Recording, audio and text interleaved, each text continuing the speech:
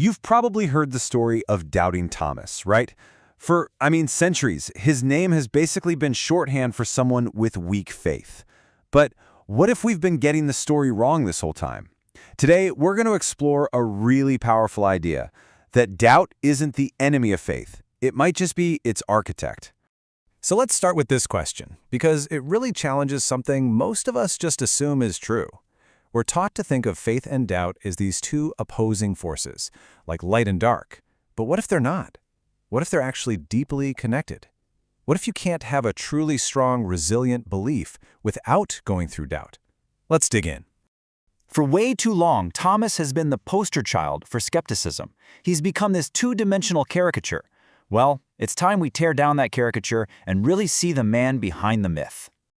Okay, so on the one hand, we have the common view that paints him as a skeptic, faithless, maybe even cynical. But what if we flipped that script? What if we saw him as honest, inquisitive, even courageous? You see, this isn't just a tiny shift in how we see him, it completely reframes his character and what he means to the whole story. To really get why Thomas doubted, we have to put ourselves in that room with him. And let me tell you, this was not some quiet, peaceful place for reflection. It was a pressure cooker of trauma, grief, and just pure terror. First, let's get real about the trauma here. Their leader, their friend, their hope for the future, he had just been publicly and brutally executed. The shock and the grief from that alone would have been absolutely paralyzing. And it gets worse. They were convinced they were next on the list. So this isn't just grief anymore, this is mortal terror. They're basically fugitives, hiding from the same people who had just killed their leader. And those locked doors, they were so much more than just physical barriers. They were a symbol of this psychological prison they were in, trying to shut out a world that had suddenly become incredibly hostile and dangerous. So you have to imagine this scene. When the other disciples tell Thomas that Jesus is alive, what they're offering him is something we could call secondhand hope. It's a belief based entirely on what they saw. And when you're drowning in that kind of trauma, hearing someone else's good news is rarely enough to pull you out. So all of this tension and fear builds to that famous moment.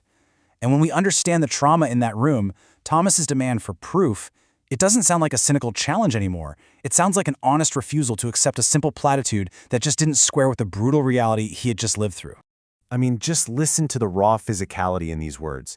He doesn't want a nice theory or a comforting story. He needs to connect with the reality of the suffering he witnessed. He's demanding a faith that is as real, as tangible as the wounds themselves.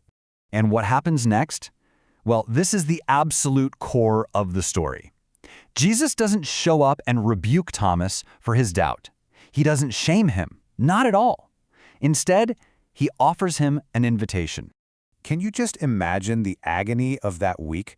While all the others are buzzing with this news, Thomas is just sitting with his grief, his doubt, and his integrity. He's isolated, not just from the outside world, but from his own friends and their now-found second-hand hope. And then Jesus is back. And he doesn't just address the whole room, he speaks directly to Thomas. He offers the exact proof Thomas said he needed, basically validating his need for a faith that was tangible, real, and unafraid of looking at the scars. And this is the most important part of it all. The proof isn't some magically restored, perfect body with no trace of what happened. The proof is the scars. Jesus comes back bearing the marks of his execution, and that tells us something profound. Real hope isn't about erasing trauma. It's about carrying it, moving through it. The scars are the evidence of survival. So this brings us right to the central idea of this whole explainer. A resilient faith, a truly deep and unshakable belief, isn't one that pretends pain and suffering don't exist. It's a faith that's built right on the foundation of our deepest wounds. And what's the result of this incredible encounter? Thomas makes what is, you could argue, the most profound statement of faith in the entire story. My Lord and my God. He didn't get to this powerful belief by ignoring his doubt. He got there by walking straight through it, demanding an honest faith.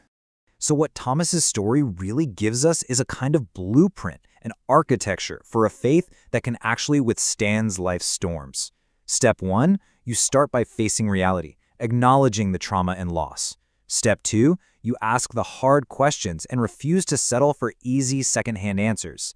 Step 3, you seek out a belief that's grounded in your own lived experience. And finally, the masterstroke. You build on the scars, integrating your wounds into the very foundation of your strength. This quote just sums it all up perfectly, doesn't it? An untested belief is fragile. It's the faith that's been questioned, challenged, and forced to find its footing in the real world that will actually hold you up when everything else feels like it's falling apart. And that's really the final thought I want to leave you with. What if we reframed our own stories the way we just reframed Thomas's? What if our own scars, our disappointments, our losses, our traumas, what if they aren't signs of weakness we should hide? What if they are, in fact, the very architecture of our strength?